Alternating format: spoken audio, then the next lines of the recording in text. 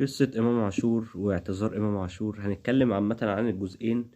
وهتكلم عامة عن ناس كده عامة بعينها طالعة اللي هي يعني تزيد في الزيت أو تسخن الموضوع عامة يعني والجو ده.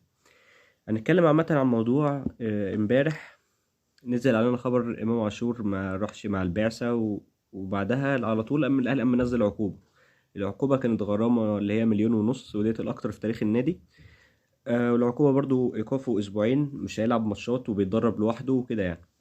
نيجي بقى للناس اللي هي عمالة بتهري وكده. احنا عندنا لاعب لما بيغلط بنقدر نطبق عليه عقوبات وبنعمل ايه؟ نعمل معاه الصح عامة. واحنا كجمهور مهما كان اللاعب ده، يعني ده انت لو ميسي بذات نفسه ما فيش لاعب فوق النادي. انا اعرف ناس كده بقى كان عندها واحد كان بيماطل اللي هو يفضل في النادي يعني وكده ويجدد عقده، بس عايز شروطه كده زي طارق حامد.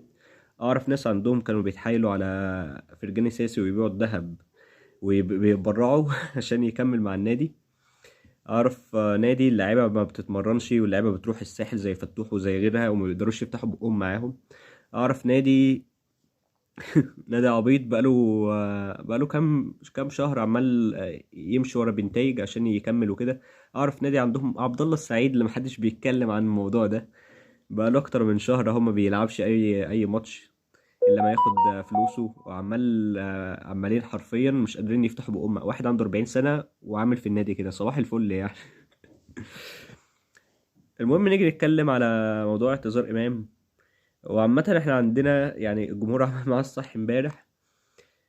بس عامة انت مش هتلاقي الاعتذار مبلوع قوي من معظم الجمهور. الجمهور خلاص اللي هو يعني هو امام فاضل له تكة وخلاص كده. فاتمنى ان الباقي يبقى فيه استمرارية، يبقى فيه التزام اكتر من كده. انت مش بتلعب في نادي تعبان، حتى لو انت تعبان فعلا انت كان ممكن يبقى في عندك كذا اوبشن تعرف النادي تعرف كده. هو طلع اعتذر وحاسبنا حاسبنا على الفئة البيض اللي طالعين يزيطوا في الزيطة. ف اتمنى القصة دي تتقفل وكل دعم للنادي الاهلي بكرة.